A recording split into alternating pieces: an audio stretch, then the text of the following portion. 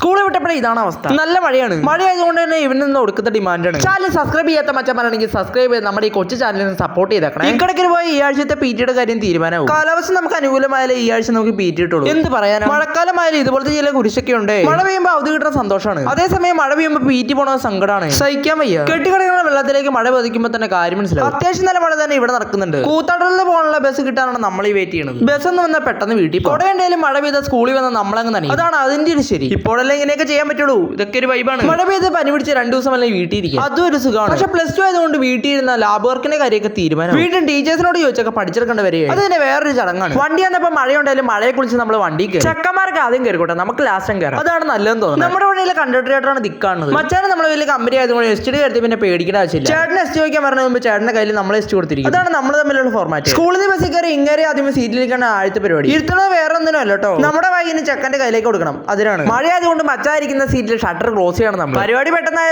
മച്ചൻ എന്തായാലും പേടിച്ചു വരുന്നുണ്ട്. അത് അവന്റെ എക്സ്പ്രഷൻ തന്നെ പിടിക്കും. നമ്മുടെ 2 മച്ചന്മാര് വാളയപ്പടം ചാടിയിട്ടുണ്ട്. സബ്സ്ക്രൈബ് ചെയ്താൽ വീണ്ടും കാണാം.